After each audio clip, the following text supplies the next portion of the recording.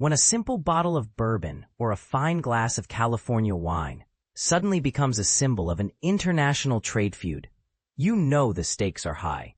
But here's where it gets controversial. Canada's recent decision to impose restrictions on U.S. alcohol imports has left American producers scrambling, and it's not just about lost sales. It's about pride, livelihoods, and a cultural rift that could linger long after this dispute is resolved. Let's break it down. For years, Canada has been one of the largest export markets for U.S.-made wines and spirits. From the smoky notes of Tennessee whiskey to the crispness of Oregon Chardonnay, American brands have found loyal fans north of the border. However, a brewing trade disagreement has led Canadian retailers to pull back on purchasing U.S. alcohol products altogether.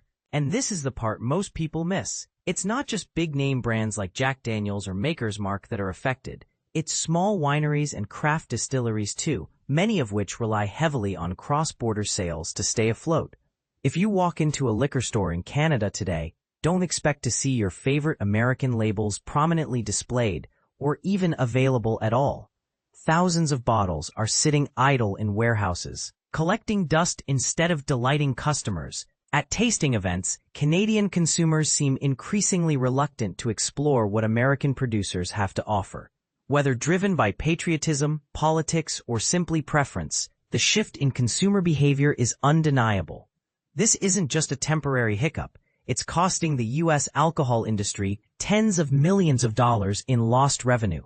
And while larger companies might weather the storm with relative ease, smaller businesses face a tougher challenge. Imagine being a family-owned vineyard that poured decades of hard work into crafting award-winning wines, only to find yourself shut out of one of your most important markets overnight. That's the reality facing countless American entrepreneurs right now. But why should we care? After all, trade disputes happen all the time, right?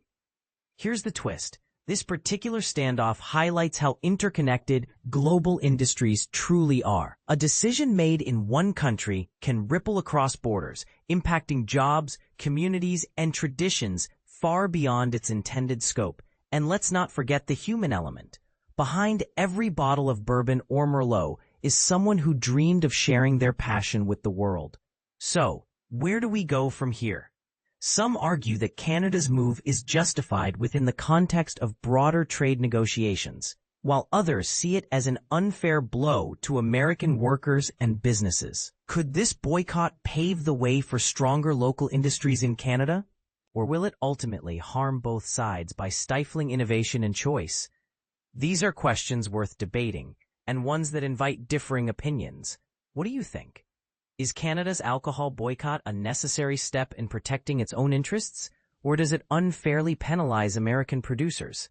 Share your thoughts in the comments below. We'd love to hear your perspective.